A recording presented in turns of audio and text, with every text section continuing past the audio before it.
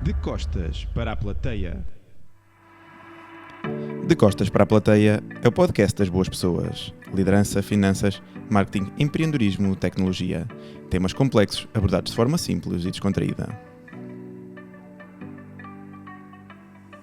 O episódio de hoje tem o apoio da Quinta da Minhoteira. Vinho verde de alta qualidade. Apoia-nos também a To Be On, Consulting Marketing Analytics. Sabe mais em www.2b-on.com. A Laserprint é também um dos nossos apoios. Sabe mais em www.laserprint.pt. E contamos com o apoio da AVK para a gravação deste vídeo. E por último, estamos a gravar na maravilhosa Fábrica Coffee Roasters da Rua das Flores em Lisboa. Visite-nos ou sabe mais em www.fabricacoffeeroasters.com. Se nos segues no YouTube, aproveita e subscreve o nosso canal, ativa as notificações e tem acesso aos vídeos em primeira mão.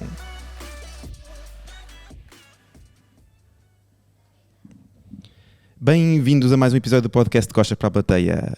Contamos hoje com a presença do Carlos Cunha e João Geraldes, respectivamente CEOs da Quinta da Minhoteira e da To Be On.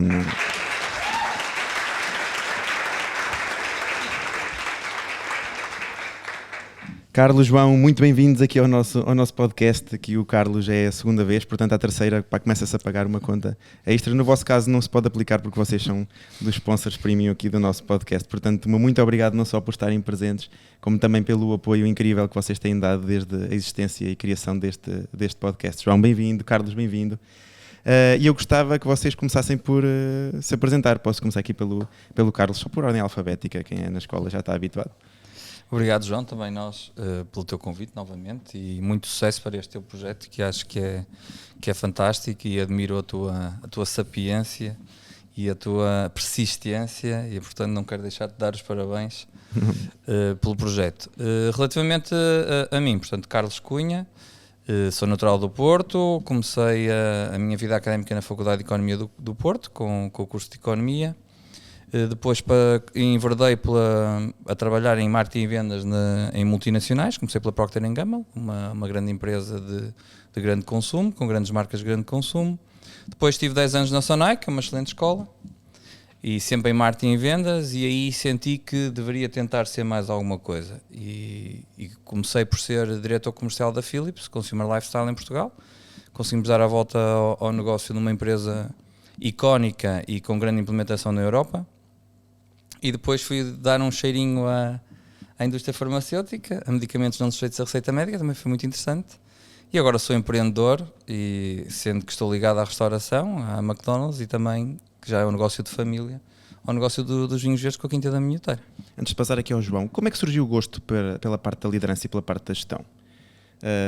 Estavas habituado a trabalhar para outros, como é que surgiu esse gosto por essa área? Porque um empreendedor, se não estiver ligado a esta parte da liderança e da parte de gestão, acaba por se calhar ser muito mais difícil ter sucesso no seu empreendedorismo, não é? Não, estamos de acordo. Uma das coisas que eu gosto destas conversas contigo é que tu fazes-nos pensar e apesar de nós já termos revisto várias vezes a nossa vida até agora, consegues sempre pôr aqui, tentar que nós vejamos isto por outro prisma. Eu acho, e voltando a decalcar o passado, que o meu gosto pela liderança vem da faculdade. Eu estive sempre ligado aos meios académicos, às associações de estudantes, à queima das fitas do Porto, e acho que esta vontade de tu fazeres alguma coisa com outros contigo não deixa de ser um princípio de liderança. Sejas o líder ou não. E sejas o chefe ou não, que é uma palavra que eu não gosto. E, portanto, eu acho que a coisa já vem daí. Depois, quando associas negócio, acho que os teus skills vêm mais ao de cima. E depois há vários estilos de liderança, com certeza devemos falar aqui. E, portanto, acho que depois fui refinando um bocadinho também associado ao negócio onde estava, à cultura da empresa onde estava e ao país onde estava. Porque também já cheguei a ter, para além de Portugal, também ter domínio sobre Espanha no sentido de negócio. Portanto, eu acho que é um bocadinho por aí, mas acho que a gênese vem da faculdade. E tu, João, fala-nos um bocadinho agora do teu percurso. Para já, complementar aqui o Carlos Cunha, que também tenho a oportunidade de conhecer, dar-te os parabéns, porque continuares este trabalho é de certa forma o reconhecimento daquilo que tens vindo a fazer e dar-te os parabéns e agradecer o convite. Relativamente à apresentação, penso que a ordem é a apresentação e depois responder à pergunta, é isso? Não sei se eu te vou fazer a mesma pergunta, não podes estás a tentar agora ter spoilers, calma aí, vai com calma, vamos começar pela apresentação. Eu sempre estive ligado à vida académica, ou seja, eu sou licenciado, mestre e doutorado em Gestão, Posicionamento e Estratégia. Depois ocupo alguns cargos em estabelecimentos de ensino, ou seja, já fui diretor/reitor de estabelecimentos de ensino superior. Atualmente sou coordenador da licenciatura de Gestão no Instituto Piaget e também estou a dar aulas no ISCAL, colaboro com o ISCTE e no Porto com o ISCAP. À parte desta vertente, sou vice-presidente da Associação Portuguesa de Data Science, sou presidente da Comissão Científica da Associação Portuguesa de Business Intelligence, sou vice-presidente da Associação Europeia de Epigenética, sou presidente de uma associação de fundos imobiliários, sou empreendedor da Tupion, ligada exatamente à vertente de Business Intelligence e Data Science, e digamos que isto está para dar um overview desta vertente. João, antes chega só um bocadinho o microfone mais para o pé de ti, porque não estás a ouvir também bem, pois não, Carlos? É, exatamente. Vê lá agora. Não falha. E agora? Muito melhor. Ok. No passado estive ligado a várias empresas em projetos, por exemplo o SAP, que vocês conhecem, na altura fui responsável por tirar o SAP da Universidade de Aveiro e colocar num operador, na altura era a Telenet. E que agora é um dos nossos sponsors da parte comercial, portanto é uma também das novidades agora destes últimos episódios. E sabem porque é que se chama SAP? Não? Serviço de Apontadores Portugueses. Muito bom. Para além disso, estive ligado à Nova Base, fui diretor-geral de empresas da Portugal Telecom, estive sempre ligado à área da tecnologia e também da segurança informática. Em paralelo, sempre estive ligado ao mundo do ensino e ao mundo profissional. Tive a sorte de trabalhar em multinacionais e a paixão por continuar ligado ao ensino é porque me permite trabalhar com pessoas mais inteligentes do que eu. E essa é uma das minhas preocupações. Nós achamos sempre que chegamos a uma fasquia da nossa vida em que já sabemos alguma coisa. E, na verdade, na minha opinião, temos muito para aprender. E aprender com pessoas que realmente são interessantes. O mundo académico permite-nos isso, mas não só. O mundo empresarial também. Há sempre pessoas que não têm formação superior e são autênticos génios a fazer aquilo que fazem e fazem bem. Por isso, digamos que o mundo empresarial sempre me apaixonou por muitas vertentes. Daí também sempre procurar conhecimento nessa área. E como é que surgiu agora, de uma âmbito que a pergunta também fiz ao Carlos, como é que surgiu esse gosto pela liderança e pela parte da gestão? Eu não sei se eu escolhi liderar, até porque o conceito de liderança é tu ter seguidores. E tu podes ser líder quando vais numa cidade à noite e tens pessoas a dançar como tu, estás a liderar. Não tens de ser necessariamente um gestor de topo. O ser líder significa ter pessoas que te seguem, que tu consegues inspirar. A maior parte das vezes nós aprendemos a ser gestores, ou seja, a gerir com eficácia e com eficiência os recursos que nos são colocados. Se depois inspiramos os outros ao ponto de quererem fazer connosco e fazerem parte da nossa equipa, é algo que nós procuramos sempre desenvolver. Não quer dizer que o consigamos, mas é algo que pretendemos desenvolver. Por isso, o gosto pela liderança, eu sou um apaixonado pelos temas da liderança. Inclusive, eu tive um colega na direção que está a fazer um trabalho sobre liderança feminina, porque normalmente esse é um tema que não é discutido e tem sido verdadeiramente interessante quando ele vai partilhando vertentes científicas sobre a pesquisa na liderança pelo feminino e tem sido também uma forma de enriquecer o conhecimento na área da liderança. Mas, na verdade, estou a dar os primeiros passos. Ando nesta área há 20 anos, mas acredito que estou a dar os primeiros passos. Já tocaste aí um bocadinho, mas para ti quais é que são as principais diferenças entre a liderança e gestão? Porque muitas vezes acabamos por ver, e para nós que acabamos por estar a tratar mais esse tipo de temas, ou estamos mais à vontade com esses temas, vemos muita gente a falar de gestão quando queriam falar de liderança e a falar de liderança quando queriam falar de gestão e confundem os dois termos e quando se tocam em alguns pontos, mas eu acredito que são os dois bastante diferentes. Para ti quais é que são as principais diferenças e como é que tu definirias cada um deles? Eu começaria pela liderança. Normalmente, se tu comprares um bom livro sobre liderança, tem sempre uma boa definição. Mas, na verdade, não é a tua. Nem é, se calhar, do Carlos. A minha fica sempre ali incompleta. Mas o que é certo é que quando nós entramos numa empresa e encontramos um ou uma líder, nós reconhecemos. É imediato. Ou seja, nós temos que estar ali um líder. E isso é, na prática, a afirmação da tal liderança. Quando olhamos para a gestão, a maior parte das vezes nós associamos um bom gestor àquele que consegue atingir os resultados dos acionistas, dos próprios stakeholders, ou seja, todos aqueles que confiaram na tua capacidade para gerir a empresa e que tu esperas que efetivamente eles atinjam o objetivo contigo, até porque as empresas são as pessoas. Tu consegues mudar a tecnologia, tu consegues mudar as paredes, mas se mudares a equipa vai ser diferente. E por isso, a maior parte das vezes nós atingimos sucesso se estivermos com as pessoas certas e rodeados das pessoas certas no momento certo. E se fizermos aquilo que Miguel Ângelo de certa forma dizia, peço desculpa, que é, perguntaram-lhe a ele como é que ele fazia obras de arte a partir daqueles calhaus. E a resposta é que é surpreendente, é um pouco aquilo que eu entendo que é a gestão. O que ele diz é que a obra de arte já está lá dentro, ele só tira o excesso. E a maior parte das vezes é isso que nós fazemos quando estamos a gerir. Vamos procurar pessoas que muitas vezes até não acreditam nelas, nós ajudamos-las a serem melhores, a revelarem a obra de arte que está lá dentro e transcendem-se. Ou seja, e essa é a capacidade de um líder. Não é ele passar a ser a referência dos outros, mas fazer a sua equipa florescer e fazê-la crescer, sem se impor. Ou seja, numa relação bionífica. Concordas, Carlos? Concordo plenamente, estava a ouvir com muita atenção e subscrevo totalmente. Estava-me a lembrar de uma frase que nós aprendíamos, eu acho que não disse esta da última vez. Por isso é que eu te convidei, porque eu sabia que ainda tinhas muita coisa para dizer. Quando temos gente inspiradora, nós vamos lembrando de episódios que fazem sentido. É coisa boa dos brainstormings, não é? Vamos falando e vão surgindo outras ideias. Infelizmente, eu não sei o nome do senhor, mas era um grande gestor da Procter & Gamble que disse esta frase mais ou menos assim, que vai de encontro ao que tu disseste, João. Podem-nos tirar as nossas fábricas, as nossas marcas, o nosso dinheiro, os nossos escritórios. Deixem-me as pessoas, em 10 anos eu reconstruo tudo outra vez. E eu acho que isso é efetivamente o princípio da gestão e da liderança. Portanto, o core, a riqueza está nas pessoas, não é? Tudo o resto vem com mais recursos, menos recursos, tudo o resto vem por acréscimo. Portanto, eu acredito piamente nisto, e isto foi dito acho que nos anos 60. Acho que hoje ainda está mais atual do que se calhar estaria nos anos 60. Mas quais é que seriam as principais diferenças que tu elencavas para distinguir uma da outra, a liderança da parte da gestão? Porque a liderança, como disse o João, as pessoas tem que haver este lado intuitivo e impulsivo que o João referiu, que é tu olhas para um líder, identifica-lo, como, sei lá, olhas para uma parede e sabes se é branca ou se é preta. Isto significa que há uma energia especial que essa pessoa cria. Seja ela chefia ou não, não é? Às vezes o líder, sei lá, vamos lá para um caso mais estranho. Sei lá, dentro de um tribunal, às vezes o líder não é o juiz, mas é o chefe da secretaria, porque as pessoas seguem-no a ele e acabam por se comportar bem na audiência, acabam por...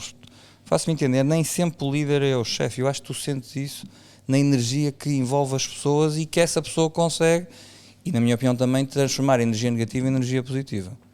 Acho que isso é um bocadinho ser líder. Ser gestão é gerir recursos, é o que diz a economia, não é? Portanto, nós temos necessidades vastas, recursos escassos, e vais aplicando de acordo com critérios que tu achas que são os melhores naquele momento.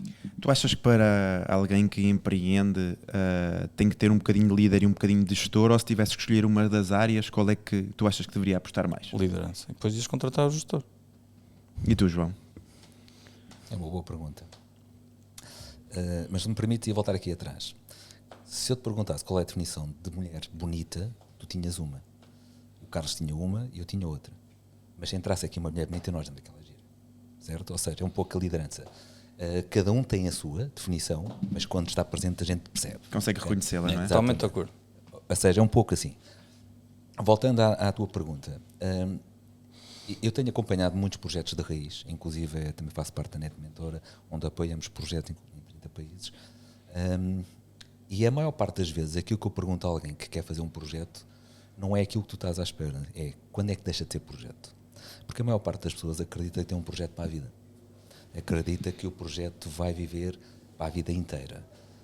Quando nós olhamos para os dados, nomeadamente da Comissão Europeia, nós sabemos que as empresas em média vivem 2 anos e 2 meses. Ou seja, seriam outliers ter uma empresa que vive muito mais do que isso. Felizmente que existem, mas são cada vez mais desvio à média. Quando nós sabemos isso e que o mercado é extremamente exigente e que procura que tu encontres soluções para dar respostas a uma necessidade específica, e se tu não evoluires, estás fora do mercado, a maior parte das vezes tens de estar preparado para sofrer. E um empresário é exatamente aquele que tem a visão e sabe que vai ter que largar o bebê em breve, sob pena que tudo aquilo que ganhou a criá-lo vai perdê-lo a tentar manter o que já não existe porque o mercado já não está disposto a pagar. E isso tu só consegues com características de liderança, Porque, na verdade, para fazeres aquele projeto, tiveste de encontrar as pessoas certas para fazeres mais com menos no mercado e as pessoas acreditarem em ti. Por isso, o primeiro processo é tu recrutares alguém que acredita no teu sonho. Daí que a visão que nós ensinamos nas universidades e que transmitimos é o sonho, ou seja, não é aquilo que tu tens na empresa, é aquilo que tu acreditas que a empresa vai ser e tu atrás pessoas que também acreditam no mesmo sonho que tu. Isso é uma vertente de liderança. Depois a missão são as pessoas que trabalham dentro dessa empresa e que são os missionários, ou seja, são aqueles que efetivamente fazem acontecer aquilo que tu sonhas na empresa. Se tu não tiveres pessoas que te sigam e que acreditam, efetivamente falta-lhes o brilho nos olhos e tu não consegues ensinar atitude. Tu não consegues ensinar atitude. A maior parte das vezes as empresas tornam-se especiais porque têm as pessoas certas, com a atitude certa e que acreditam. E enquanto acreditarem, fazem o impossível. E quando digo impossível, não é um exagero, é fazem o impossível. Porque põe em risco, muitas vezes, a sua própria relação, porque dedicam-se mais à profissão do que, se calhar, ao trabalho, ou à família, mas porque acreditam que naquele momento é importante. Põe em causa, muitas vezes, hobbies e outras situações em que eles também precisam de fazer, até para encontrar o equilíbrio na vida. É para a saúde mental também, não é? Exatamente, por isso. Mas não é algo que tu faças porque de repente queres sofrer. Não, tu acreditas naquilo e acreditas porque fazes parte de um todo. Por isso tu fazes parte de uma estrutura em que tu sentes que se tu falhas, exatamente como na academia, como tu sabes, os outros estão a contar que tu faças. E por isso tudo isso faz parte. Agora, isso é gerir? É, porque na verdade tu atribuis competências muito específicas e esperas que sejam atingidas com indicadores que tu vais ajudando a medir. Mas tens que os inspirar. Porquê? Porque não basta. E se me permites só um exemplo, se nós tivermos tanta informação como nós vivemos na sociedade de informação e estamos a viver agora na altura do Natal uma situação em que a última prenda possivelmente que nós compramos a semana passada, nós estamos a fazer isto na altura do Natal, não foi da pessoa que nós conhecemos mal, foi da pessoa se calhar que conhecemos melhor, certo? A última prenda que deixámos para o fim não é porque tínhamos menos informação, até tínhamos mais informação. A questão é que não se trata de comprar uma prenda, trata-se de comprar a prenda. E quando a vamos entregar, queremos fazer sentir àquela pessoa de que esta não é apenas a entrega, especotes, esta é a prenda. E é isso que queremos que as pessoas que trabalham connosco façam. Ou seja, não é apenas entregar um serviço ou um produto. É fazer sentir que este é o produto, é a sua cara, é isto. E fazer isso com paixão. E por isso, quando nós conseguimos fazer isso nas nossas organizações, as pessoas trabalham connosco porque se realizam. Não é porque nos estão a fazer um favor a nós. Estão a afirmar aquilo que também acreditam que é bom fazer. Por isso, dar espaço, dar autonomia, contribui para fomentar espírito de liderança. Depois, garantires que tens fronteiras claras e que são geridas em conformidade com aquilo que tu traçaste como objetivos, porque senão não há controle sobre o teu negócio, é importante por isso. É importante que as pessoas tenham uma visão sobre o que é que deve ser medido, porque o que não é medido não existe, e o que é esperado. Porque tu podes mudar a estratégia, não mudas os objetivos. E as pessoas acham sempre que está tudo a mudar. Mas não. Nós adaptamos para atingir o objetivo. Não a estratégia em si deve ser mutável. Carlos, na liderança das tuas equipas, não na gestão, mas na liderança, quais é que são as principais dificuldades que tu tens no dia-a-dia? Vamos lá ver. A principal parte do meu dia-a-dia está muito mais ligado ao projeto da restauração da McDonald's do que está ao projeto dos vinhos. É um projeto muito meu, claro. e do meu pai e é. Sim, mais um hobby do que um negócio. Mas a pergunta é para a parte da empresa da McDonald's que de facto exige muito mais de ti do que a parte dos vinhos. Muito mais. E portanto, olhando especificamente para o negócio da McDonald's e da restauração, mas vamos falar da McDonald's, ou seja, do que vulgarmente se diz fast food, mas nós dizemos quick service restaurant. Portanto, good food fast, é assim que nós queremos que sejamos reconhecidos. Nós estamos muito associados à geração Z. E a geração Z é um grande desafio em termos do mercado de trabalho. Será enquanto sociedade, mas agora vamos focar na parte do mercado de trabalho. Portanto, nós basicamente temos uma geração. E no outro dia estávamos até numa apresentação e disseram uma coisa muito interessante. Esta geração era um estudo. Há 5 anos atrás, quando estava no TikTok, passava em média 12 segundos em cada vídeo. Agora, passa 8. Portanto, é uma geração, primeiro, que tem alguma dificuldade de se reter numa mensagem. Atenção. Segundo, não está muito virada para trabalhar, no sentido mais restrito que nós vemos o trabalho. Uma coisa séria, pesada, difícil. Eles querem é divertir-se. E querem ter dinheiro para se divertir. E, portanto, o trabalho tem que ser mais uma diversão que Mais ao mesmo prazeroso, tempo... não é? Exatamente. E, portanto, mas por outro lado, esta geração quer tudo já e agora. Portanto, quer poder comer um Big Mac às 3 da manhã e que lhes se entreguem em casa. Ou quer a seguir a uma grande noitada, no dia a seguir, ir comer no dia 1 de janeiro, enquanto ele está a curtir, que nós estamos lá para o servir e para lhe servir o Big Mac Coca-Cola porque ele está de ressaca. Portanto, isto... É o melhor remédio para a ressaca. Isso é o que toda a gente diz. É lendário, é Não lendário. sei se é científico, mas acho que é lendário. empírico. Portanto, isto traz-nos grandes desafios. Portanto, o meu grande desafio neste momento é como é que eu motivo esta geração para trabalhar para mim.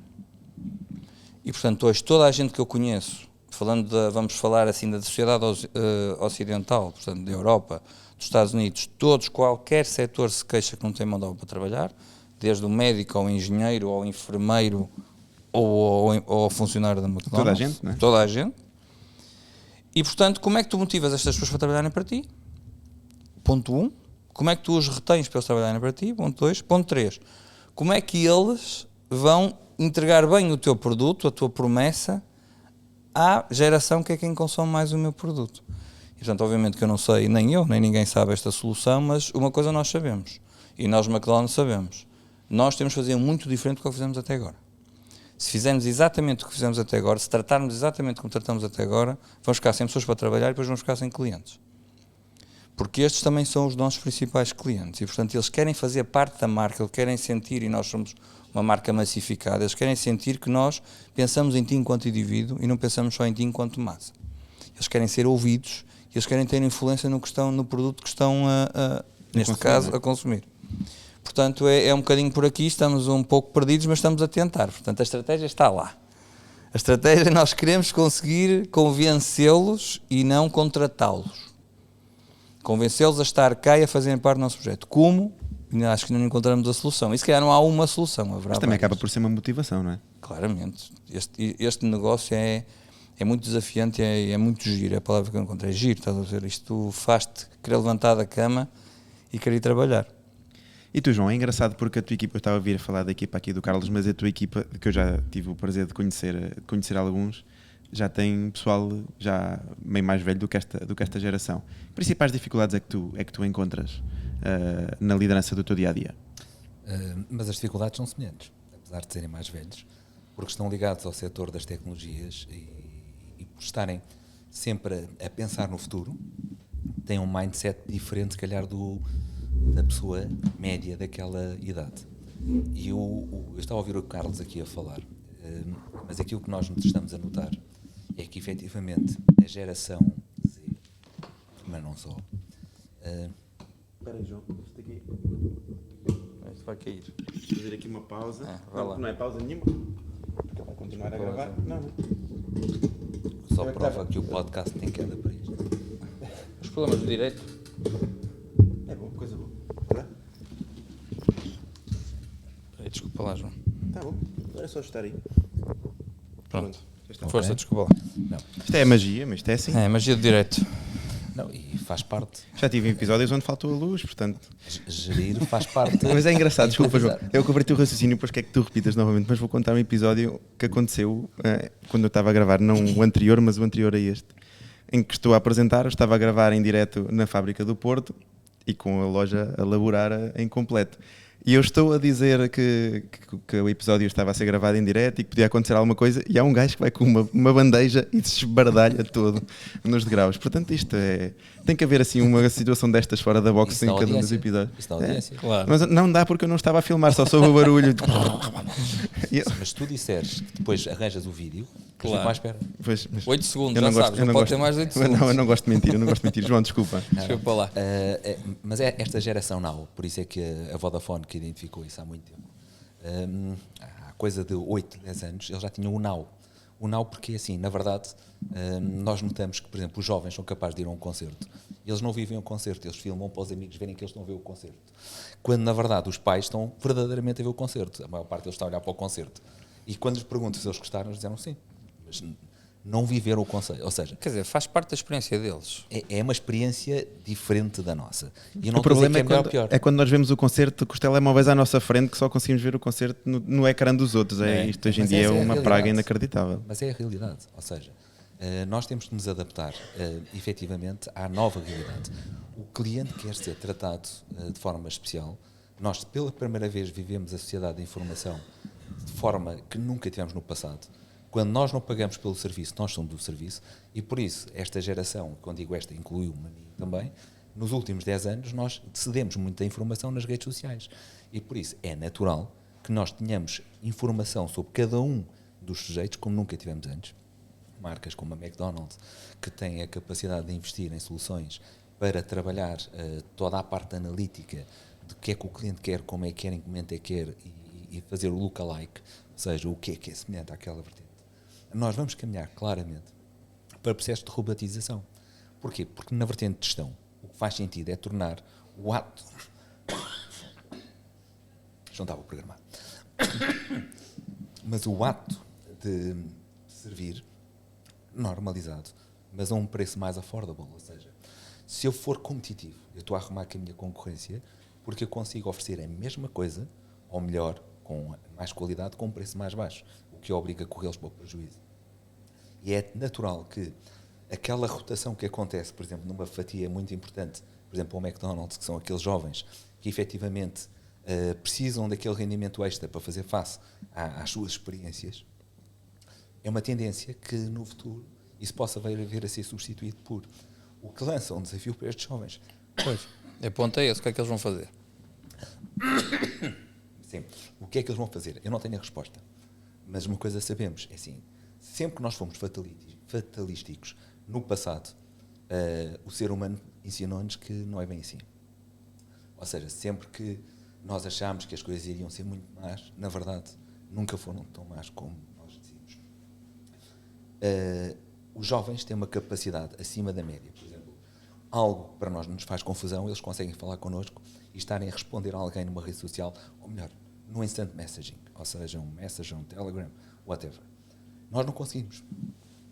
Quando nós olhamos para a década de 70, o nosso polegar iria desaparecer, ou seja, geneticamente, nós iríamos deixar de ter polegar.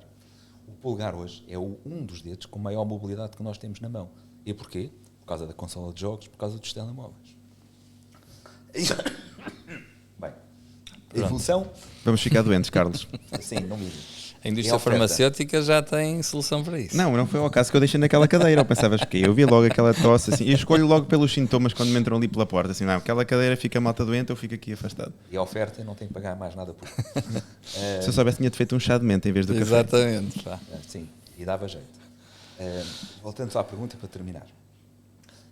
Aquilo que nós vamos notar é que há desafios muito mais elevados para uma população mais jovem do que para os séniores. Ou seja, eles não vão querer, ao contrário dos seus pais, terem que viver a vida toda para pagar um carro ou para pagar uma casa. Eles não querem. Efetivamente, eles querem desfrutar a vida, querem ter uma experiência. Querem ter experiências profissionais colaborativas.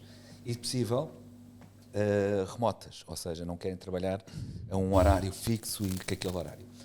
É a nova realidade. Ou seja, o Covid não alterou a realidade.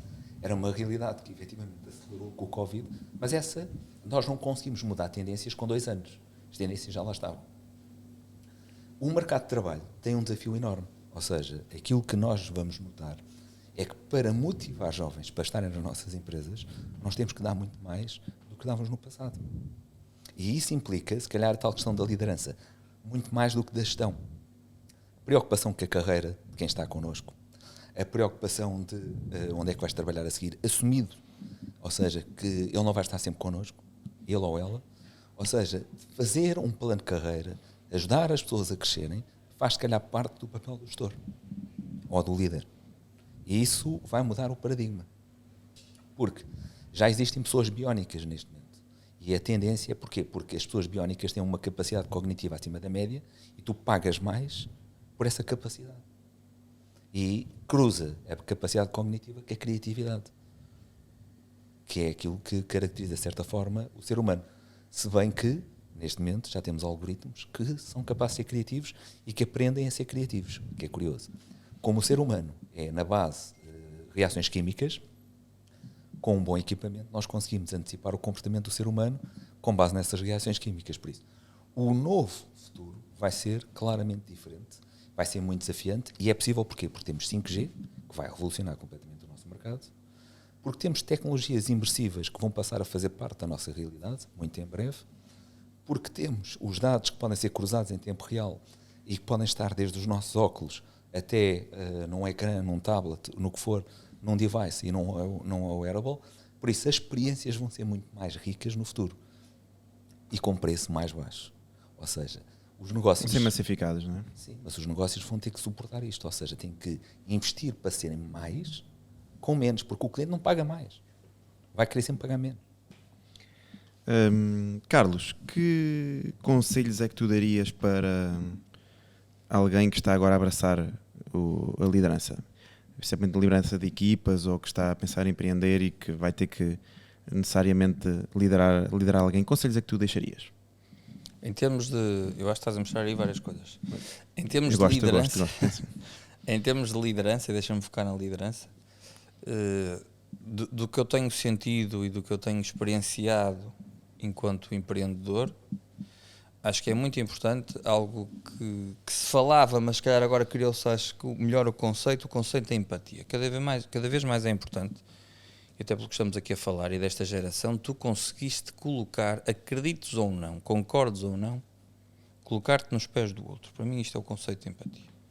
Portanto, se tu queres comer o Big Mac às 3 da manhã, eu tenho, por mais estúpido que eu acho que isso seja, eu tenho que aceitar que isso é algo que te faz bem, feliz, não é? E que te faz feliz e que te traz prazer. Portanto, mais que eu estar-te a criticar, eu tenho que entender. Gosto ou não gosto, seja igual a ti ou não seja igual a ti. Portanto, eu acho que o melhor líder de hoje é aquele que tem melhor conceito de empatia no sentido de conseguir identificar melhor aquilo que te faz feliz. Depois, e agora já começa a cruzar a linha para o empreendedor, é tentares arranjar as experiências que vão de encontro a essa empatia e de encontro a essa felicidade. Vamos falar em felicidade em sentido lato e não sentido restrito. Portanto, e já agora, se me permite, João, comentar um bocadinho o que tu disseste. Eu não acho nada que isto seja fatalista. Eu sou o zero fatalista. Acho que estamos com mais... Há de ser cíclico, não é? Desafios diferentes, não é? Desafios diferentes. Não acho nada fatalista. Acho que quanto mais riqueza tu tens, melhor é. Portanto, eu prefiro ter um problema porque tenho uma robotização robusta e consigo produzir melhor, mais barato e em mais quantidade, e depois vejo o que é que faço com essa riqueza. Do quanto tu não tens. Isso é inevitável. É mais fácil distribuir, não é? É mais fácil distribuir. Devemos arranjar outras coisas para fazer, que seguramente. Mas isso vai acontecer. A questão fatalista é quando as pessoas acharem que alguém lhes roubou o emprego. Mas há sempre alguém que vai achar isso, não é? E provavelmente até vai acontecer. E aí se calhar vai haver uma franja, vai haver ali alguns segmentos que nós vamos ter que ter preocupações sociais acima da média. Mas eu acredito que esse é o conceito da sociedade e que nós lá chegaremos, não é? Insisto, mesmo nesse caso, é mais fácil com mais riqueza do que com menos riqueza. Eu acho que também vai ser mais fácil, se calhar, começar a divergir as pessoas para onde elas realmente fazem falta do que hoje em dia, que estavas a dizer, há bocado disseste uma série de profissões que neste momento têm lacunas e que se calhar é mais difícil informatizá-las ou transformá-las de forma tecnológica ou aplicar a tecnologia. Estou-me a lembrar provavelmente no médico, por mais que uma pessoa ponha um robô a tomar conta de uma pessoa, em termos de diagnóstico talvez não, mas se calhar em termos de empatia, se não houver aquela empatia, eu ainda há pouco tempo vi um estudo em que a compaixão era fundamental para a parte da resolução do problema de saúde. Eu tenho muita dificuldade em acreditar que nos próximos anos um robô consiga... Já o faz. Compaixão, mas tu sabes Google, que é um robô, mas sabes que estás a interagir com um robô. O Dr. Watson é um projeto da IBM que envolve milhares de médicos e médicos do mundo inteiro. Eles chegaram à conclusão que é assim, tu levas em média 8 anos para apreender todo o conhecimento que é produzido cientificamente num ano. O Dr. Watson consegue, com o processamento atual, nomeadamente com o quântico, consegue fazer isso em 4 meses. Ou seja, em 4 meses tu consegues pôr uma máquina a fazer um juízo para um tratamento muito mais validado do que se for um médico. Mas estás a falar de diagnóstico. Mas a questão é que o Dr. Watson, neste momento, está a fazer diagnósticos e está a fazê-lo para zonas em que remotamente nenhum médico quer ir trabalhar. Estamos a falar em zonas muito remotas, em que o objetivo é tornar o ato médico democrático, ou seja, o valor se fala $5. E a ideia é, tu podes falar com o teu telemóvel e diz, olha, hoje dói-me a cabeça ou dói-me aqui, e o Dr. Watson vai-te fazendo perguntas. Foi substituir o Dr. Google, não é? Não, mas este não é um projeto recente. O Dr. Watson está a fazer, e neste momento nos Estados Unidos, Já se está a tentar proibir a atuação do Dr. Watson porque ele não tem formação, ou seja, não é médico. E por isso, e na verdade não se está a tentar substituir um médico. O que é que está a acontecer? Quando há um ato médico, é permitido, é pedido ao utilizador se dá acesso ao Dr. Watson para ver tudo aquilo que lá está, e o diagnóstico é feito pelo profissional, ou seja, pelo clínico, e não por o Dr. Watson. Ou seja, não há prescrições médicas para. Mas uma coisa é certa neste momento, eles já têm dados analíticos que dizem que a decisão tomada pelo Dr. Watson é mais eficaz e cria menos erros do que por um médico, mesmo de topo. Mas isso está a acontecer também com os advogados. Ou seja, no passado nós achámos que profissões complexas não eram substituídas, fazendo o raciocínio que estás a fazer. Hoje nós sabemos que isso não é bem assim. E mais, existem relatórios na Comissão Europeia que descrevem um conjunto de cerca de 100 e poucas profissões que vão desaparecer nos próximos 5, 6 anos. E algumas só não acontecem já porque a lei não o permite. Exemplo. Ou porque a própria sociedade provavelmente também não está preparada para isso. Claro, mas a condição autónoma, a questão é, tu tens uma filha, tu daqui a uns anos vais preferir que ela vá ser, ou seja, quando vai a uma discoteca, que seja um motorista ou seja um carro autónomo. Provavelmente daqui a uns quantos anos, se eu puser tudo na balança, prefiro que seja um carro autónomo. Em termos de risco, podemos atendendo a que a tecnologia hoje em dia já está avançada. Nós, se virmos um Tesla, vemos que ele já conduz de forma autónoma. O meu já conduz de forma autónoma. E portanto, os aviões, os comboios... Se nós vimos a parte do risco, que é ter uma pessoa lá dentro que pode fazer mal, ou entre não ter absolutamente ninguém, um computador isso dificilmente é feito vai com fazer, motas sem condutor, em que elas fazem condução autónoma, com motas, com as bicicletas, coisa que nós pensávamos que era só com automóveis. Por isso, esta realidade está a mudar a um ritmo sem precedências. Enquanto no passado nós tínhamos grandes saltos de 50 e 50, ou de 100 em 100 anos, depois para 50, depois para 30, nós estamos a ter estes mesmos saltos agora dentro do mesmo ano.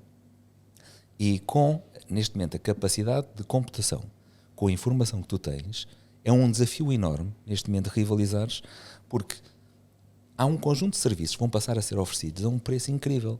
Tens o caso, por exemplo, da Amazon, agora durante o Natal. Tu tens a marca que não consegue entregar os seus produtos mais rápido e mais barato do que a Amazon. Ou seja, toda aquela aposta que eles fizeram em robotização e em logística, efetivamente o negócio deles substituiu até parceiros que fazem a mesma coisa, só que eles são mais rápidos. E tu preferes porque é mais rápido e o preço é imbatível. Não, aquilo que eu estava a dizer era que também concordo com o Carlos. Acho que nós, enquanto sociedade, nos vamos adaptar e não acredito, acho que provavelmente vamos tirar bem mais valias disso do que propriamente ficarmos todos ou sem emprego ou sem. Acho que a própria sociedade também vai rebalancear, porque também não há grandes hipóteses, não é? Os Estados vão ter que se adaptar, as pessoas vão ter que se adaptar, as empresas vão ter que se adaptar, não é? Interpretes mal aquilo que eu disse, eu não estou a dizer que isso não vai acontecer. Sim, mas eu estava a dizer é que muito provavelmente há profissões que vão ganhar com isso e não só perder. Há um desafio que é, quem paga a segurança social são os robôs, ok? E é um desafio que é, se tu tiveres mais do que um robô a trabalhar para ti, eles vão descontar, com base na produtividade que geram no sítio onde estiverem, a tua segurança social. Ou seja, tu vais passar a ter tempo para ti se investires em robôs. E essa é uma lógica interessante, que é, eu efetivamente, se tiver capacidade de investir em algo que me possa substituir e que eu possa parametrizar com o meu conhecimento, eu vou passar a ter robôs que trabalham para mim e descontam para mim. Okay? E então eu passo a ter o meu tempo livre. Esta é uma aposta que neste momento não há nada de concreto, mas que é um desafio interessante. Não, eu estou-me a lembrar aqui no caso do Carlos, que é uma questão da parte da restauração, há muita falta de mão de obra, não é? Brutal. Portanto, se ele provavelmente tiver um ou dois robôs a receber o dinheiro ou a fazer aquele pedido em vez de ser aqueles ecrãs, se calhar até mais amigável para as pessoas e provavelmente vai conseguir substituir ali um ou dois empregados, mas no futuro... E se tiveres em casa alguém que te faz os pratos, que fala contigo, que te faz a cama e tudo mais, tenho dúvidas que tu não vais fazer. No nosso caso, agora, se me permite, isto não é futurismo, não é algo que vai acontecer daqui a 2, 3 anos. Agora, na Convenção Mundial de Orlando, eu acho que na altura comentei isto contigo, nós já temos a tecnologia, neste momento, para a língua inglesa, e com vários sotaques, que tu estás no drive e estás a falar com um robô e achas que estás a falar com uma pessoa. E, portanto, eu usei vários sotaques, eu próprio, o meu sotaque em inglês não é um sotaque britânico nem americano, Tentei enganá-lo, pedi-lhe Burger King e ele responde. Só tem um fator que tem a ver com a marca. Se a conversa durar mais de 90 segundos, e aí o problema até pode não ser do robô, passa para um operador. E portanto isso já está implementado nos Estados Unidos. Porque ele provavelmente deve considerar que estão a fazer pouco dele. Por exemplo. E querem ganhar tempo logo. Exato, percebes? Então, Mas passa. isso já é feito há 8, 10 anos. Portanto, isto está implementado já, não é futurismo, tá? Para te sacar os dados, por exemplo, para ver que tu vais a uma conferência, eu quero ficar com o teu cartão de visita. Se eu te o pedir, tu não me dás, certo?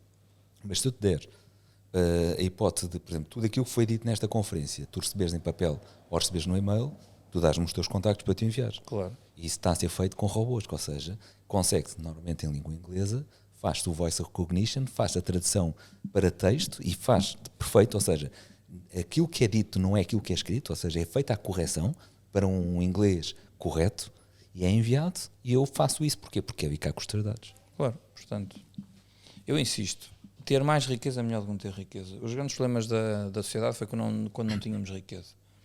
Ou então, olha agora, estamos com um fator extra que está a dificultar toda a supply chain, que é a guerra na Europa. E o que é que provocou? Provocou a inflação, portanto, mas aqui é falta de riqueza, é falta de produção. Portanto, vens do Covid, a procura está lá, a oferta não responde. Portanto, E eu acho que mais riqueza é sempre também melhor. acabou por influenciar Também, bastante. não é? Mas estás a ver, Principalmente quando nas as coisas pratas correm pior, ou seja, quando tens menos produção, aí é que é o problema. Eu não acho que temos mais riqueza, nunca vai ser o problema. Temos de sabê-la distribuir, aplicá-la bem e ir de encontro à felicidade. Voltamos à empatia. Temos de preocupar com as pessoas. E há de haver limites para os robôs. Tu focaste muito bem a compaixão, digo. Mas também posso dizer que está provado cientificamente que a tua força mental é fundamental para tu solucionares dentro do teu corpo uma doença, independentemente da medicação que Claro tu que sim. tens e dos cuidados médicos que tu tens. Portanto, se a tua mente Nosso não mindset, quiser, pá, e há pessoas que desistem de viver. Sim, sem dúvida. Vamos entrar agora aqui na parte da gestão. Vocês, enquanto empreendedores, que dificuldades é que vocês mais detectam em termos de gestão? João? Em que fase do ciclo? No início? Em termos, fala-me tu, tiveste mais problemas então no início, quando tiveste que lançar o teu projeto, agora que A com minha mais área de dificuldade? investigação, eu desenvolvi um modelo econométrico. Claro. Eu desenvolvi um modelo econométrico que antecipa falência em startups e desenvolvi um modelo para mitigar essas falências. Queres um bocadinho de água? Eu vou precisar, mas agora senão vou interromper o raciocínio, mas obrigado, Carlos. Isto é compaixão, estás a ver? Exatamente. Empatia, estás a ver? E funcionou. Põe lá um robô a fazer Já isto. estás habituado à necessidade, sentiste logo ali uma necessidade, uma Coca-Cola zero e um Big Mac. Estou a brincar, é só para te dar tempo. E agradeço esse compasso. Aquilo que eu estava a explicar, por exemplo, quando nós criamos a empresa, a maior parte das vezes, em 6 meses, a empresa vai à falência. E é muita resiliência do empreendedor, ou seja, aquilo que ele vai ouvir mais vezes é não. Isso não vai funcionar, isso não é assim, isso não vai mesmo resultar. E mesmo as pessoas que estão à volta, que deveriam Já dar fiz apoio, isso e não deu. exatamente, vão estar constantemente a dizer: estás a ver, eu bem te disse. Isso não vai acontecer. Daí que a maior parte dos projetos está sempre associada a 3 Fs. Okay? O primeiro é, quando tu queres arrancar com o negócio, tens o primeiro F, que são a tua família. A family, e dizes: preciso de dinheiro para montar o meu negócio, é o meu sonho. E se eles tiverem hipótese, emprestam dinheiro. Tu começas a fazer o teu negócio. Depois tens o segundo F, que são os friends, ok? E são aqueles que, como já não podes ir à família porque já estouraste esse fundo, não é? Vais aos amigos e dizes: pá, aquilo está quase, agora é que vai ser, e pá, agora já fiz o trabalho todo, agora é que vai ser. E os amigos, porque são amigos, vão-te emprestar dinheiro e tu metes lá. E muitas vezes perdes os amigos e o dinheiro. E depois vais ao terceiro F, que são os fools, ou seja, são os malucos que ainda acreditam que aquilo vai dar dinheiro. O problema, muitas vezes, é que... Quando corre mal, tens o 4F que não se pode dizer. É o TF. Exatamente. Mas, na prática, aquilo que nós sentimos é que, efetivamente, nós não desenvolvemos uma cultura de apoiar alguém que vai à falência. E eu costumo apoiar as pessoas que já faliram 2 empresas, pelo menos, porque há coisas que tu não voltas a fazer. E isso é um processo de aprendizagem que tu não tens em nenhum plano de negócios. Quando tu tens alguém que já faliu 1 ou 2 empresas, há coisas que não volta a fazer. A dose de realismo está lá, o pragmatismo está lá e a resiliência. Por isso, voltando à tua pergunta, não são ainda características de gestão. O teu plano de negócios é a primeira coisa a morrer. Tu fazes o plano de negócios e aquilo não vai acontecer. Assim que tu acabas de fazer, olhas para lá e vais passar o tempo todo a mudar coisas. Claro que tu aprendes a dizer, não, faz isto. É importante teres um plano de negócios. É importante teres a realidade daquilo que vai ser o negócio. Mas entre aquilo que tu sonhaste que era o teu negócio e aquilo que o negócio vai ser, vai mudar substancialmente. A experiência que eu tenho nos últimos 20 anos foi de uma grande mudança. Ou seja, o plano de negócios é a primeira coisa a morrer no campo de batalha. E tu, Carlos, quais é que achas que são as principais dificuldades em termos de gestão do dia-a-dia? Do dia a dia. Do dia-a-dia. Para ser um bocadinho também diferente ali do João. Ok. João, tens que chegar o microfone mais para ti, senão os nossos ouvintes só vão ouvir a mim e o Carlos. Vamos voltar um bocadinho aos lugares comuns que já aqui falamos. Portanto, eu foco-me sempre nas pessoas. Eu, neste momento, eu também tenho muita sorte com a marca que tenho. O meu produto está vendido. Portanto, eu tenho é que gerir os meus recursos. Eu não tenho um problema de os clientes entram-me literalmente pela porta dentro. Eu diria que quem não tem isto, por exemplo, onde nós estamos aqui, é muito mais difícil. Portanto, eu no meu dia-a-dia constantemente, seja ao nível dos colaboradores de base, seja ao nível da equipa de gestão, e como o João há bocado dizia, que estou muito mais preocupado onde é que eu quero que eles estejam daqui a 3 anos, mesmo que não seja na minha organização, isto é importante. Portanto, eu neste momento, e por incrível que pareça, na margem sul, a maior parte dos meus colaboradores já nasceu este milénio, ou seja, nasceu depois do ano 2000, e 25% não têm o 12º ano. Portanto, são pessoas que teoricamente, teoricamente que deviam estar mais no ensino superior, não têm o 12º ano. Portanto, uma das minhas preocupações agora é que eles consigam, que eles tenham o gosto e que percebam que é importante para eles fazer enquanto pessoas. Não é necessariamente para a McDonald's nem para o meu restaurante. Portanto, eu estou muito mais focado nas pessoas, no recrutamento, mais que os recrutar, em convencê-los a vir trabalhar no meu projeto e, como tu disseste, a partilhar do meu sonho, mesmo que seja dentro de uma grande marca multinacional, ponto 1. Ponto 2, como é que eu os posso desenvolver cá dentro? Isto tem que ser um equilíbrio, no final do dia isto tem que ser profitable, não é? Isto tem que ser lucrativo. Claro. E ao mesmo tempo eles fazem aquilo que eu preciso que eles façam, ou seja, servir os nossos clientes e criar boas experiências. E terceiro, na equipa de gestão, que no fundo é aquele salto, é os sargentos que ganham esta guerra, como é que eu também consigo que eles evoluam para serem futuros gerentes dos meus restaurantes, ou não, ou futuros gestores de outros negócios e no limite serem empreendedores do seu próprio negócio. Portanto, insisto, se calhar o meu trabalho é mais fácil porque o meu produto está vendido, mas eu acho claramente, insisto, passo o lugar comum, é a preocupação nas pessoas dentro dos vários níveis de evolução que essas pessoas estão. Esse era agora o tema onde eu queria entrar aqui para esta parte final aqui na nossa conversa, na parte do recrutamento e seleção e desenvolvimento de competências. João, se tivesse de escolher três competências quando faz o teu recrutamento e seleção, que competências é que tu escolherias? Na visão, como isto depois isto vem de cada um, não é? Depois, conforme a área de negócio, podemos ter 3 que podem divergir, mas se tivesses, em termos globais, quais é que eram aqueles 3 que tu não dispensas em alguém que contratas para a tua equipa? Ok, uma boa pergunta. Também eu gosto de vos fazer pensar, senão também não metia piada. Assumindo que os hard skills estão lá, porque senão não estaria no processo, aquilo que eu valorizo, primeiro, honestidade, tem que ser uma pessoa honesta e tem que ser boa pessoa. Ou seja, para mim são características para estar na equipa. Tem que ser uma boa pessoa e honesta. E terceiro, tem que ser ambiciosa. Tem que ser alguém que queira fazer algo pela sua vida e pelos aqueles que estão à sua volta. Por isso, quando eles são ambiciosos, tudo mexe. Vem o brilho nos olhos. Se forem boas pessoas, sabem reconhecer quando estão errados e sabem, acima de tudo, ser humildes e, ao mesmo tempo, ter a atitude certa quando há stress. Porque quando as coisas correm bem, não há problema. Quando as coisas não correm bem, saber estar à altura do seu cargo, acho que é muito importante. Eu diria que são essas 3 competências, não nenhuma hard skill.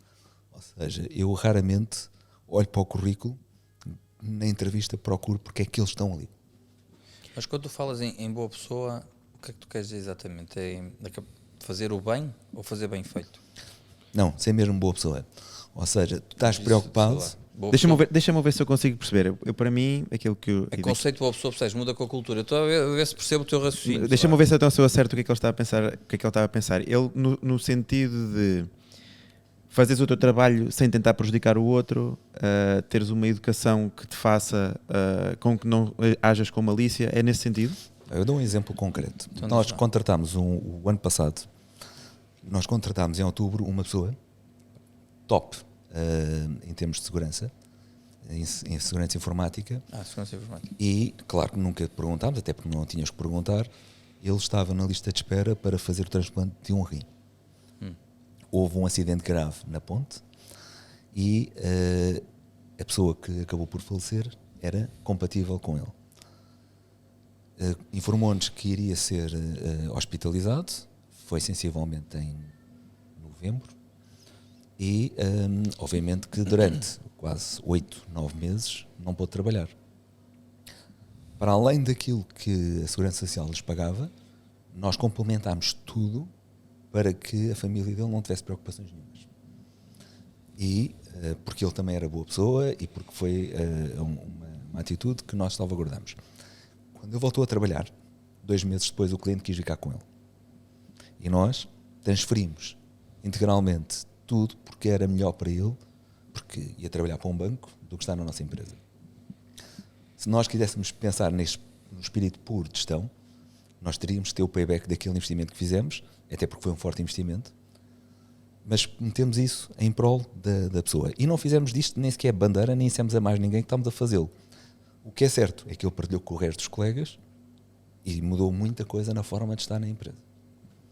E acho que nós devemos ter o exemplo, mas acima de tudo eu procuro atrair pessoas que são boas pessoas. Ou seja, quando alguém falha, e nomeadamente quando falham à sexta-feira, ninguém sai à espera de, segunda-feira logo vemos isso. Não, são mais 5 minutos e a gente acaba isso. E todos ficam lá. Ou seja, criar espírito de equipa, não é de grupo, é mesmo de equipa, e isso consegue-se com a atitude de boa pessoa. Há alguém que queira estar inserido na equipa e não passa a ser o Ronaldo da equipa. Sem desprimor, até pode ser o maior, mas eu normalmente não contrato bons alunos. Porque o bom aluno é aquele que está sempre a levantar a mão e eu sei. Eu quero exatamente aquele que é mediano, que é humilde e que quer sempre crescer. E isso, normalmente, também está cruzado com o facto de ser boa pessoa. Mas é interessante isso, a pergunta do Carlos é muito interessante, principalmente porque nós, perante conceitos similares, cada um tem a sua visão. E pronto, isto é depois muito dava engraçado. para outro podcast. Mas eu não sei se na minha lógica se estás a dizer boa pessoa boa, mas pronto, isso fica lá para a frente. Carlos, em termos de desenvolvimento de competências, estavas a falar disso há pouco. Que plano é que tu tens para a tua equipa em termos de desenvolvimento de competências? A curto prazo, médio prazo, longo prazo, a McDonald's sei que tem um plano de desenvolvimento de competências muito forte. Tu também comungas dessa ideia que a McDonald's tem em termos gerais, ou tens algo específico que tu vês enquanto como mais profícuo? Portanto, respondendo, e tu na pergunta já estás a dar a resposta, claramente que os problemas que nós temos em Portugal, se pensares que nós somos 0,1% da McDonald's a nível mundial, os problemas de pessoas estão em todo o mundo. Portanto, isto está na ordem do dia para a McDonald's enquanto empresa. Acho que também não é surpresa para nenhum de nós, e não é o facto de sermos portugueses, que nós portugueses, quando somos bons, somos mesmo muito bons. Do melhor do mundo. Mas pronto, eu acho que as pessoas esquecem é quando somos bons. Porque acho que na média, infelizmente, não somos assim tão bons. Agora, quando somos bons, somos muito bons. Onde é que eu quero chegar com isto? Portugal tem servido de mercado, que eles chamam de mercado zero, mercado de teste, para uma série de projetos. E também agora na área das pessoas. Portanto, nós na equipa de gestão, portanto, quem vai a um McDonald's são aqueles sargentos, como eu já vos disse, que no fundo ganham a guerra e que estão de camisa. Nós agora fazemos constantemente assessments. E simplificando, o que é que nós procuramos? Tirando a questão vou deixar a questão da boa pessoa boa de lado, a capacidade cognitiva, porque não, é fundamental. Há mínimos, inteligência. Há mínimos que tu tens que ter para desenvolver projetos. Não quer dizer que não possas trabalhar na McDonald's. Eu estou a falar em cargos de liderança e de gestão um bocadinho mais intensa. Ponto 1, ok, vamos dar isso de barato. Ponto 2, nós procuramos duas grandes características. A tua capacidade de decisão, e nós temos muitas decisões sob stress, que costumamos dizer na restauração quando estamos no lodo, como é que tu reages, como é que tu decides. O pior é não decidir. Sempre, não é? Segundo, a capacidade de influência.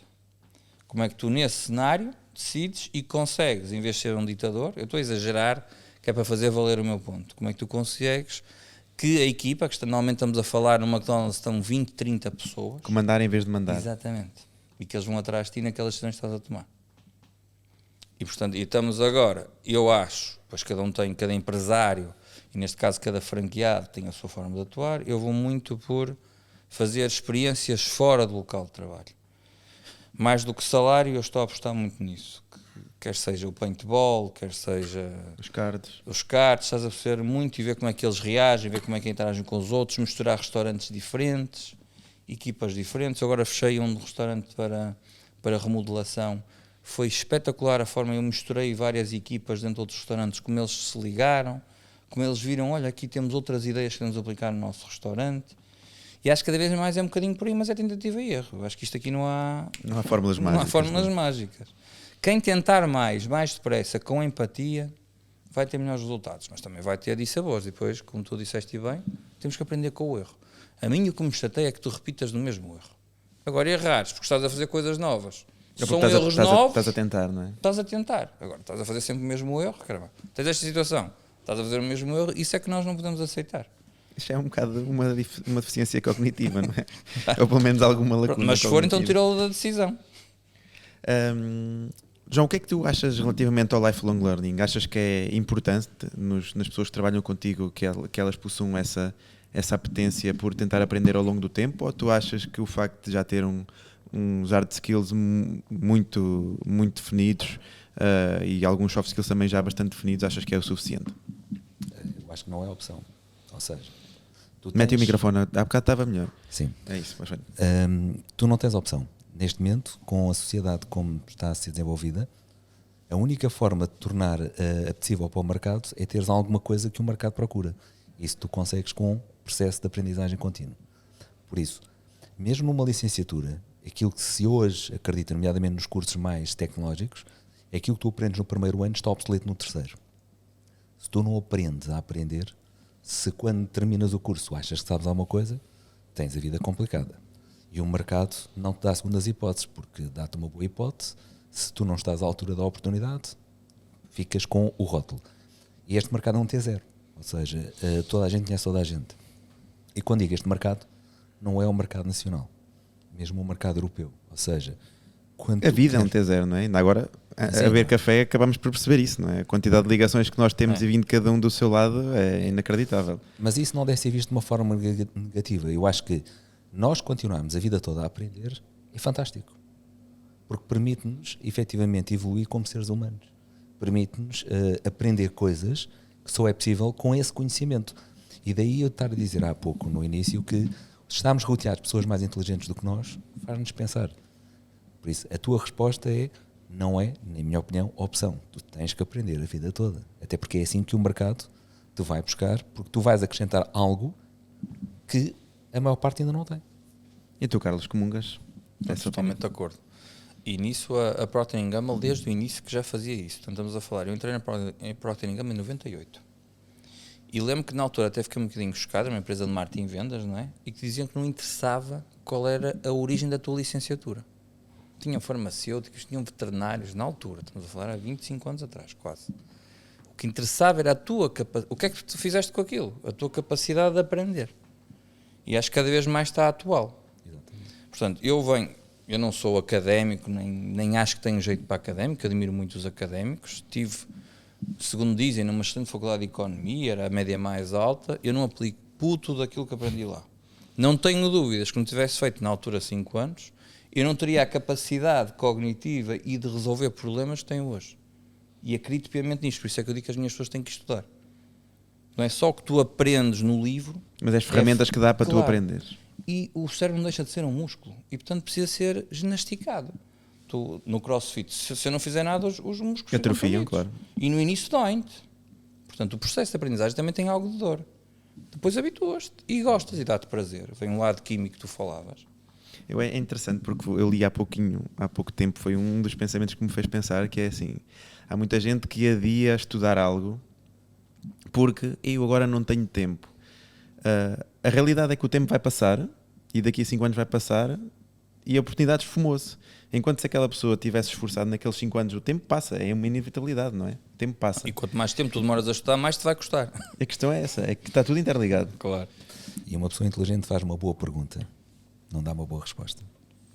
Por isso eu gosto de estar rodeado de pessoas mais inteligentes do que eu, e este podcast é muito acerca disso. Aliás, o Carlos sabe, é uma das coisas que eu digo, e digo isto basicamente em quase todas as conversas que tenho. Para mim é uma aprendizagem monstruosa, não só as competências que eu vou desenvolvendo com ele próprio, mas a possibilidade que eu tenho de conversar com outras pessoas e que me fazem pensar e refletir e aprender mais sobre esses temas. Vocês sabem que eu sou apaixonado por liderança, mas gosto permanentemente de saber o que é que as outras pessoas pensam também, para eu próprio poder refletir sobre isso, porque se calhar se eu estiver em casa a ver uma série no sofá, o que é que aquilo me vai fazer pensar, não é? Aquilo vai-me distrair ou vai-me fazer abstrair da vida em si e pouco traz. Enquanto este tipo de conversas não, nós podíamos estar aqui. Vamos com 1h01, nós vamos terminar. Eu também fiquei, agora olhei e vou dizer uma coisa, fiquei surpreendido. O Carlos vai-me dar um balazo e já não vai jantar, e portanto eu prometo que vou entrar agora aqui na parte final, mas é muito sobre esta possibilidade que nós temos de partilhar ideias e de conversar, e por isso é que eu também, quando vocês me perguntaram o que é que eu queria falar hoje, eu acabei por balizar um bocadinho, porque a capacidade que nós teríamos de conversar sobre milhares de temas, eu sei que vocês partilham também desse gosto de pensar sobre os temas, era enorme. Agora, de forma assim mais rápida, nós temos sempre aqui um momento nesta temporada que é o momento fora da box, que é uma situação qualquer que nos fez agir de forma diferente, superar uma situação de forma completamente distinta de algo que seria expectável nós reagirmos. João, tens alguma dessas situações que nos queiras partilhar aqui connosco? Deixa-me partilhar que a expressão fora da box, ou seja, fora da box, não é? Nós não vivemos fora da caixa, nós vivemos na caixa. Só temos necessidade de sair da caixa quando efetivamente não temos resposta dentro da caixa. E saímos, mas ninguém gosta de ser exposto, porque todos tu sais da caixa quando ficas completamente vulnerável e ficas exposto a tudo e a todos. Tu na prática vais ser escrutinado por alguém que tu evitavas a todo o custo. Por isso, nós só saímos da caixa quando é de todo inevitável. Mas a nossa vida cresce quando nós saímos da caixa, ou seja, quando temos problemas, não é? Quando tudo está bem. E daí a expressão nós saímos da caixa, nós evitamos sair da caixa. Na verdade, evitamos sair da caixa. Situações em que eu tenha saído da caixa, eu acho que, infelizmente, eu tenho tido muitas situações para ter que sair da caixa. Porquê? Porque trabalho numa área completamente tecnológica em que os clientes têm problemas, eu não sei qual é a solução, na verdade, muitas vezes eu não sei qual é a solução, e tenho que ir para o pé dos meus, para a minha equipa e procurar ter a solução. E tudo é possível. Ou seja, não há respostas erradas. E ao princípio isso mexia imenso comigo, porque eu, na tendência que nós temos, até na forma como somos educados, que é, não, vamos levar isso a sério. Isso não é por aí que vamos... Quando eu deixei de ser assim, ou seja, eu próprio era um obstáculo à inovação, à criatividade e a tudo o resto. Quando nós aceitamos sair da caixa e ficar totalmente expostos, é um risco enorme, porque as metodologias ativas de aprendizagem são um desafio enorme. E nós, a maior parte das vezes, gostamos muito de usar a expressão sair da caixa, mas é muito, muito difícil, porque ir ao cliente e voltar a expor algo que ele nunca viu e que ele vai ter a mesma reação que nós tivemos, que é assim, amigos, levem lá isto a sério.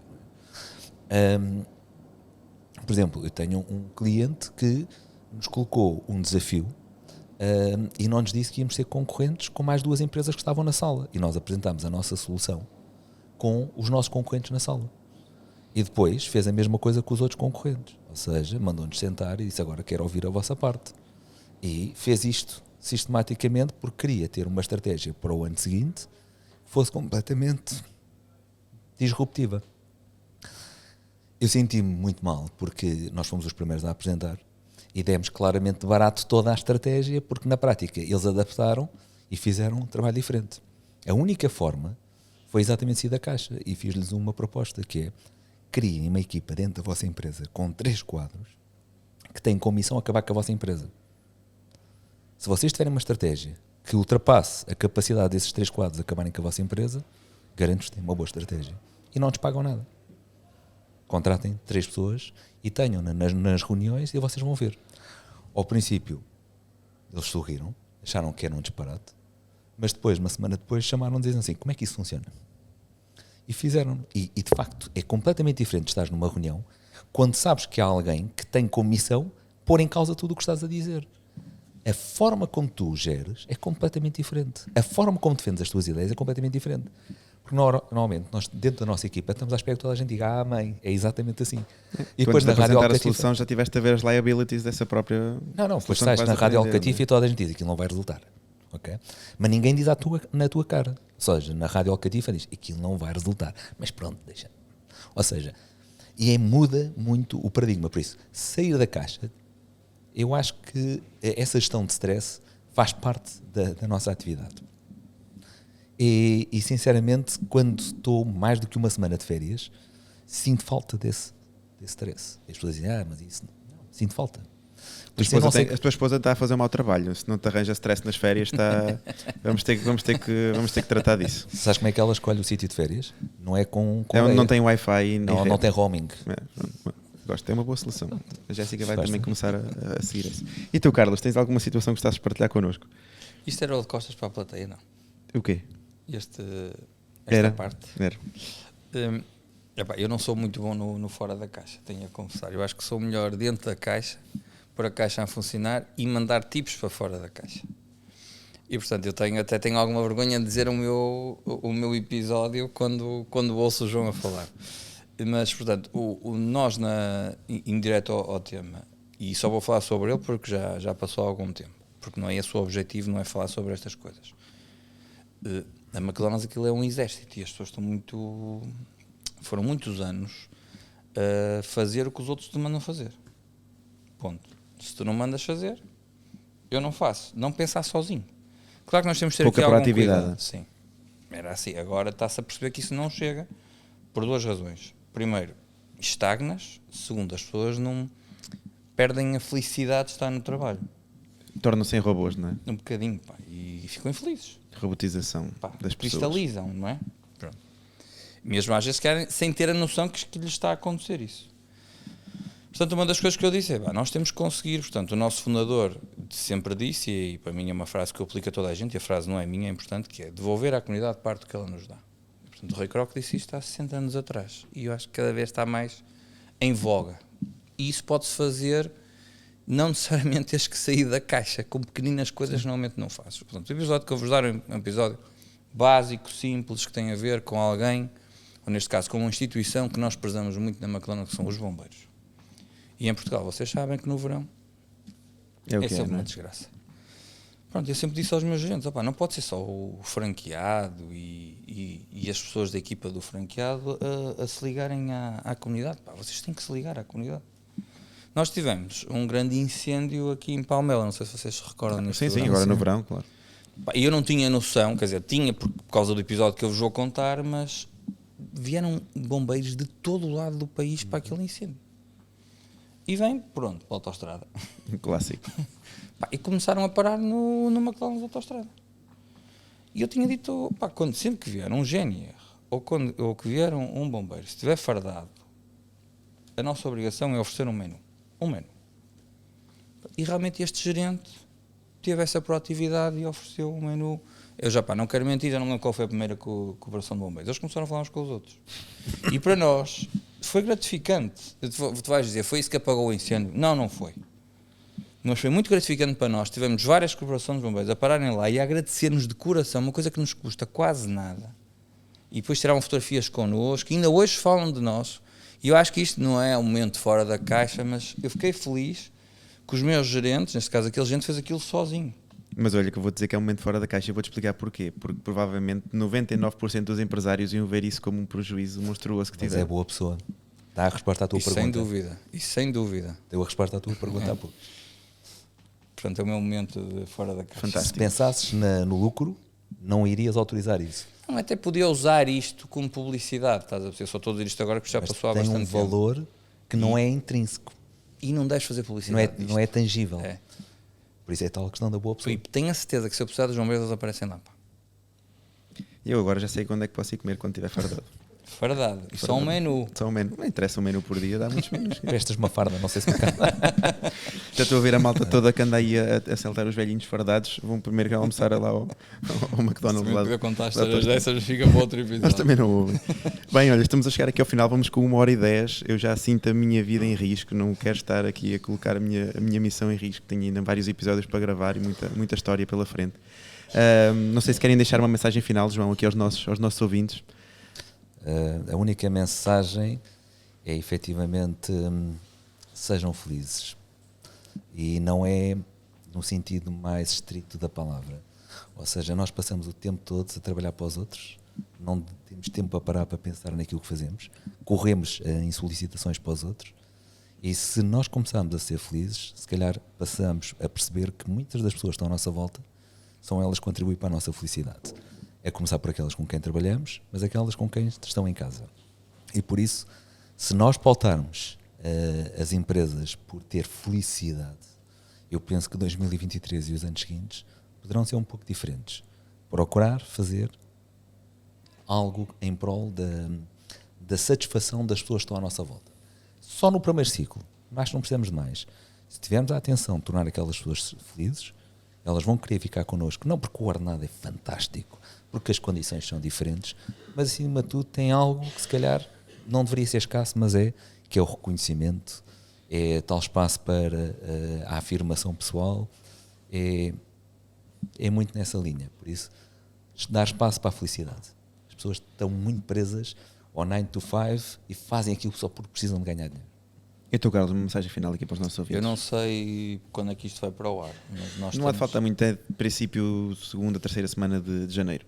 Pronto, nós estamos no final do ano, não é? Portanto, eu queria desejar a todos que um bom ano de 23. Olha, engraçado, nós gravámos exatamente nesta altura ano passado. Pois foi. Só que Agora acho que foi mais tarde. Agora estavas a falar disso. Estava-te a perguntar. Assim. E acho que era muito importante, eu volto outra vez, eu funciono melhor dentro da caixa, acho que era mesmo muito importante para nós enquanto sociedade que a guerra acabasse. Era importante que o desfecho desta guerra, acho que aqui não há bons contra maus, não há más pessoas contra boas pessoas, acho que há aqui duas visões, era importante que isto acabasse e que nós consigamos aprender enquanto sociedade, não me está a parecer, porque estamos a repetir os mesmos erros e não podemos dizer... A história repete-se, não é? Isso entristece-me. Acho que não é o caminho da felicidade que tu definiste. A guerra não é felicidade. Eu não vejo nada de positivo na guerra. Tirando para quem vende armas. E, portanto, e que se calhar está aí o problema. Mas gostava muito que a guerra acabasse. Portanto, gostava muito que o ano 2023 fosse um ano de paz e harmonia. E só assim é que nós conseguimos ir atrás da nossa felicidade. E, portanto, eu não consigo imaginar o que aquelas pessoas passam.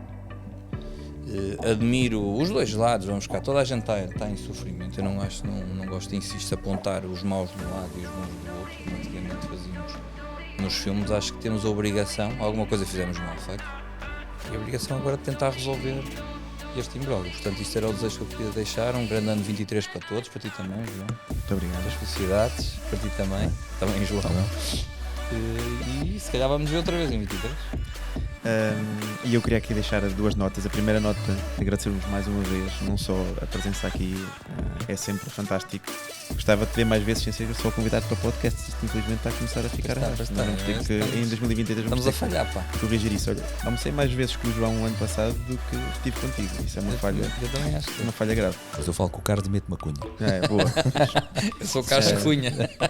Por isso agradeço bastante aqui a vossa presença. Agradeço o vosso apoio permanente aqui ao nosso podcast. É muito dificilmente sem vocês isto continuaria a mexer. É do vosso apoio, do apoio que vai surgindo, que me vai dando também força e que me vai dando vontade de continuar sempre com um sorriso nos lábios.